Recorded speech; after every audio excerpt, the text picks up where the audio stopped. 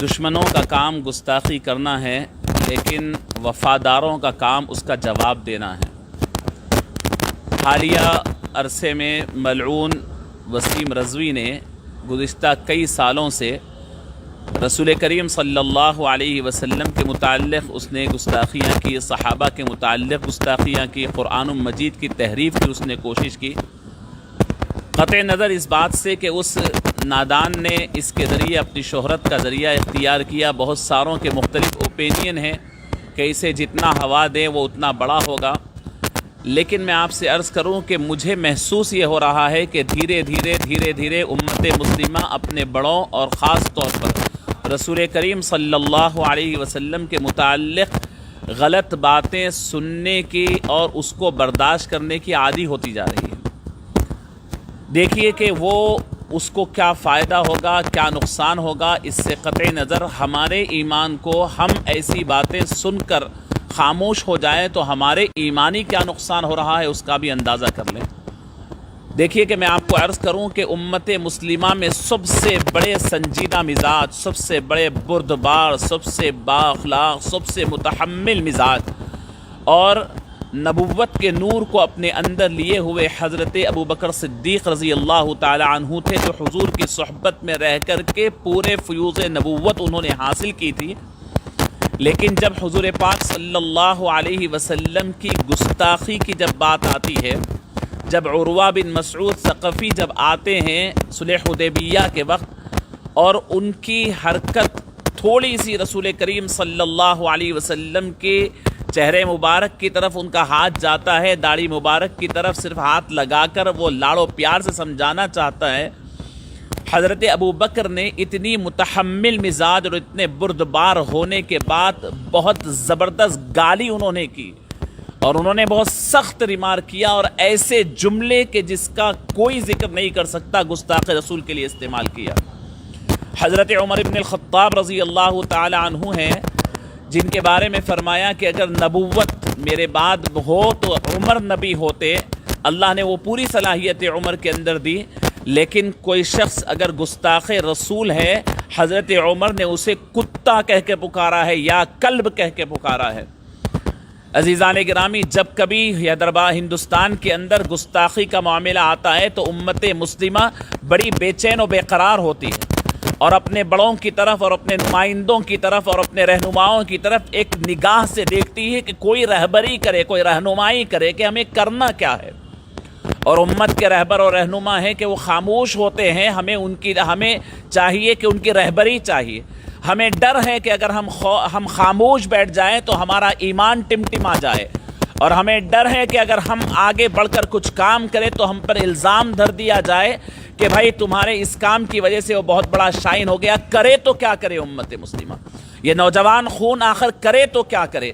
دل پھٹا جاتا ہے، جگر پگھلا جاتا ہے، کلیجہ منہ کو آتا ہے، اور اگر اسی کو برداشت کرتے رہیں تو ہمارے خون سفید ہو رہے ہیں، ہمیں اندازہ نہیں ہے ہم کس انداز سے، کس طریقے سے اپنے رسول کے متعلق باتیں سن بھی رہے ہیں، اور ہماری صبح و شام بھی ہو رہی ہے، ہماری شادی بیاہ بھی ہو رہی ہے، ہمارے اندر خوشیاں بھی چل رہی ہے، ہمیں نیند بھی آ رہی ہے اور چین بھی آ رہی ہے۔ کہ ایمان اس کا نام ہے؟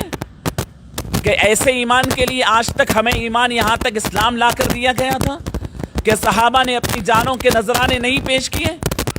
کیا ہمیں اپنی جانوں کو ایسے ہی لے کر کے ایسے ہی کمزوروں کی طرح جان لے جانے ہیں؟ ہمیں کرنے کیا چاہیے؟ میں درخواست کرتا ہوں امت کے ذمہ داروں سے، میں درخواست کرتا ہوں امت کے بڑوں سے، جو اپنے آپ کو امیر بھی کہتے ہیں، جو اپنے آپ کو بڑے بھی کہتے ہیں، مسلم پرسنل لا بورڈ ہے، جمعیت العلماء ہے، یہ آگے آئیں اور امت کی رہنمائی کریں کہ اس مسئلے میں کرنی کیا چاہیے، اور اپنے کام کے ساتھ ساتھ اس کی دلیل بھی دیں کہ ہمیں یہ کرے تو یہ فائدہ ہوگا۔ ایسا نہیں ہوگا۔ امت کے ایمان کمزور ہو رہا ہے آپ کی خاموشیوں کی وجہ سے۔ میں آپ کو عرض کرتا ہوں، آپ توجہ دلائیں کہ ان سے وقت آگے بڑھنا ہے، کون سے وقت صبر کر کے برداشت کرنا ہے، اور صبر کا مطلب بزدلی نہیں ہے، صبر کا مطلب کمزوری نہیں ہے۔ یہ بچوں کو بتلائیں، یہ نوجوانوں کو آپ دے رہے ہیں، وہ غذا کھلا رہے ہیں جو کمزوری کی، بزدلی کی اور برداشت کی اور تحمل کی۔ اور تحمل و برداشت کا مطلب یہ ہے کہ آپ اپنے آپ کے اندر گھٹتے ہوئے خاموش ہو جائیں، اور ختم ہو رہا ہے ان کے اندر کا جذبہ۔ اور آپ کو اندازہ ہے کہ پوری دنیا کے اندر امت مسلمہ کو اگر سب سے زیادہ تکلیف دے کوئی چیز ہے، اس کے ماں، اس کے باپ، اس کے گھر سب کو گالی دو اور جلا دو تو ہمیں تکلیف نہیں ہوگی، لیکن میرے رسول کریم صلی اللہ علیہ وسلم کے متعلق اگر غلط رویہ اختیار کرے تو اس مسلمان ہونے کا ناطے اس کا سینہ پھٹا جاتا ہے۔ اگر یہ جذبہ امت کے اندر سے ختم ہو رہا ہے تو میں پوری ذمہ داری سے کہتا ہوں کہ امت کا وہ طبقہ ذمہ دار ہے جو رہنمائی کی ذمہ داری اپنے ہاتھ میں لیا ہوا ہے، جو چھوٹی چھوٹی باتوں پہ آ کر تو وضاحت کرتا ہے، میٹنگ کرتا ہے اور لوگوں کو جمع کرتا ہے۔ کیا یہ موضوع نہیں ہے جمع ہونے کا؟ کہ یہ موقع نہیں ہے امت کے ہر مکتب فکر والا جمع ہو، اپنے اوپر کا لیبل نکالے کہ میں فلاں جماعت کا ہوں، میں فلاں ہوں، میں فلاں مکتب فکر کا ہوں؟ سنیں جتنی عزت مل رہی ہے رسول اللہ کے صدقے میں مل رہی ہے۔ اگر آپ ہیں تو آپ محمدی ہے، آپ کوئی دیوبندی نہیں، کوئی تبلیغی نہیں، کوئی بریلوی نہیں، کوئی نظامی نہیں، کوئی جماعت اسلامی نہیں، ہر ایک کو عزت مل رہی ہے تو ان کے نالین پاک کی صدقے میں مل رہی ہے۔ اگر آپ نہیں اٹھیں گے تو یقین کریے کہ جو لوگوں کی نگاہیں عزت کے ساتھ آپ کے ساتھ ہوئی رہی وہ نگاہیں پلٹ جائے گی۔ میں عرض کرتا ہوں نوجوانوں سے کہ سنیں، ہوش کا موقع ہے۔ حضور نے فرمایا تم پورے ایک جسم واحد کی طرح ہے، جسم کے اندر دماغ بھی ہوتا ہے، دل بھی ہوتا ہے، ہاتھ بھی ہوتے ہیں، پاؤں بھی ہوتے ہیں۔ ہاتھ کا کام پکڑنا ہے، جکڑنا ہے، وہ توڑ۔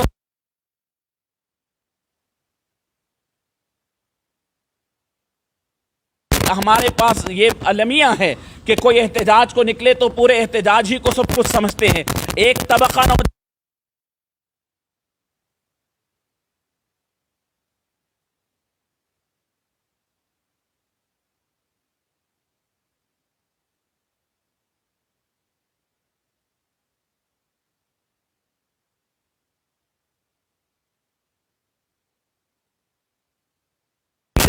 امت کے وہ لوگ جو وکلا طبقہ ہے، کیا کر رہا ہے، کس کے نام کا کھا رہے ہیں؟ کیا رسول اللہ کے نام کا نہیں کھاتے ہیں؟ تو کیوں آج تک کیسز درد نہیں ہوئے؟ کیوں امت کی رہنمائی نہیں ہوئی؟ آپ جو بھی آپ کو اللہ نے پروفیشن دیا ہے حضور کے نام پہ دیا ہے، تو پھر آپ کو امت کے اندر بعض وہ لوگ ہیں جن کے پاس دماغ ہے، امت کے پاس بعض وہ لوگ ہیں جن کے پاس دل ہے، امت کے پاس بعض وہ لوگ ہیں جن کے ہاتھوں میں قوت و طاقت ہے۔ تو اپنے اجتماعی طور پر کام کرے، کوئی یہ کام کرے، کوئی وہ کام کرے، اور پھر بتائیں کہ ایک گستاخی ہوگی تو سونے والا مسلمان جاگ جائے گا، اپنے اندر بیداری لا لے گا، آپ پڑھے گا، اپنے رسول کو نہیں پڑھتا ہوگا تم دشمنوں کی خاطر پڑھے گا، ان کی سنتوں پہ عمل کرے گا، تمہارے آنکھوں کے سامنے بتائے گا کہ رسول کون ہے، ہماری پیشانی پہ، ہمارے سینوں پہ، ہمارے گاڑیوں پہ، ہماری سب جگہ لکھ کر کے بتائیں گے کہ حضور کیا ہے۔ ان کو اندازہ ہونے چاہیے کہ حضور کے نام کے قریب بھی آئے تو بہت بڑا نقصان ان کو ہوگا۔ نقصان کا مطلب گھر نہیں جلیں گے، بلکہ ان کے بچوں، ان کے جیالیں، ان کے نوجوان، ان کی بچیاں، ان کے بڑے پڑھے لکھے طبقے اگر وہ اپنے آپ کی گمراہی میں رکھ لینا چاہتے ہیں تو حضور کے قریب نہ آئیں۔ حضور پاک صلی اللہ علیہ وسلم کا نام لے کر اگر گستاخی کریں گے تو پھر نہیں بچا سکیں گے اپنے نوجوانوں کو۔ ہم اتنا کام کریں گے، ان کے دلوں کو پھیر دیں گے، ان کو بتا دیں گے کہ سچ کیا ہے اور حق کیا ہے، اور حضور کی صحیح معلومات اگر ان کو پہنچ جائے تو پھر کوئی اس بات پر قدرت نہیں رکھ سکتا کہ وہ حق کو چھپا سکے۔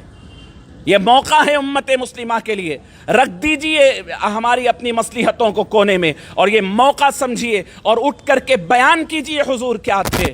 ظالم ظلم کر رہا ہے اور ہم خاموش ہیں۔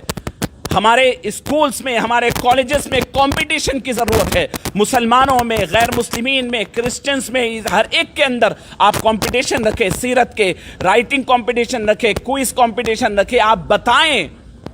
ظالم جھوٹ ببانگ دہل بولتا ہے اور ہم لوگوں کے اندر حضور کی حقانیت کی سیرت کو صحیح بیان کرنے کی طاقت نہیں ہے، صحیح انداز سے لوگوں تک پہنچانے کا انداز نہیں ہے۔ سیرت کے اتنی محفلیں ہوئی، ربیع الاول گزرا، ہم نے جتنی محفلیں کی سب اپنوں کے لیے کی ہے، لیکن کوئی ایک محفل آپ بتائیں جو غیروں کے لیے کی گئی ہے؟ کیا واقعی حضور کی سیرت اس لیے ہے کہ میرے اپنے لیے بیان کریں؟ کہیں ایسا نہ ہو کہ مجرموں کی فہرست میں ہم بھی آ جائیں۔ یہ گستاخی رسول کا موضوع ایسا ہے کہ سب اس موضوع پہ جمع ہونی چاہیے. اس کے اندر پیسے والا طبقہ ہو، غریب طبقہ ہو، دانشور طبقہ ہو، علم والا ہو، جاہل ہو، سب کے دل و دماغ کے اوپر یہ چیز چھائی رہنی چاہیے. امت کا زوال ہے اس وقت جب حضور کی گستاخی کو برداشت کرنے لگ جاتے ہیں. لکھ لیجئے، دنیا کی کوئی طاقت آپ کو نہیں بچا سکے گی. آپ کی بڑی بڑی کتابیں، بڑے بڑے دارالعلوم، بڑی بڑی گنبدیں اور بڑے بڑے آپ کے جبے ٹھبے آپ کو نہیں بچا سکیں گے اگر آپ گستاخی رسول کے اوپر آواز نہیں اٹھاتے ہیں اور کوئی اقدام نہیں کرتے ہیں اور کوئی پلان نہیں کرتے ہیں. آپ کے بچوں کو پتہ ہونی چاہیے کہ آج باپ کو میرے نیند نہیں آئی ہے، اس لیے نہیں آئی ہے کہ ان کے رسول کے سب سے زیادہ وقت ہوتی ہے جب میرے رسول کو بولا جائے یہ آپ کے بچوں کے اندر اس قسم کا دودھ، اس قسم کی غذا ان کو کھلائیں. ہو گیا ہے عزیزان گرامی، اللہ دیکھ رہے ہیں. اللہ ایسے موقع لا کر کے دیکھتا ہے کہ امت پہ اللہ رحم کرنا چاہتا ہے، مدد کرنا چاہتا ہے، لیکن ٹیسٹ کر کے دیکھ رہا ہے کہ یہ مدد کے قابل ہے یا نہیں ہے. ان کے اندر ان کو مدد کی جائے یا نہیں کی جائے، ان کے دل کے اندر اپنے نبی کی عظمت ہے یا نہیں ہے، عشق رسول ہے یا نہیں ہے. میں اس کے لیے بھی ذمہ داری دیتا ہوں کہ بہت کم ہو گئے ہیں عشق رسول پہ بیانات، ہمارے محبت رسول پہ بیانات کم ہو گئے ہیں. تعظیم رسول کا عنوان ہماری تقاریر سے ختم ہو گیا ہے. صحابہ کی عظمت رسول کے بیان کیجئے تاکہ بچوں کو پتہ چلے کہ رسول کی عظمت کیا ہے اور کتنا ہم برداشت کر سکتے ہیں. اس معاملے برداشت کیے ہوئے ہم لوگ، ہمارا یہ برداشت، ہماری یہ خاموشی، ہماری یہ مجرمانہ خاموشی کہیں ہمیں کیفر کردار تک نہ پہنچا دے اور پھر ہمیں ایک عبرت ناک نہ بنا دے. میں درخواست کرتا ہوں بڑوں سے، میں بہت چھوٹا طالب علم ہوں، میں بڑے بڑوں سے درخواست کرتا ہوں، غلام رسول اللہ صلی اللہ علیہ وسلم کا، مجھے تو اس قسم کی برداشت اور اس قسم کی مصلحت میری طبیعت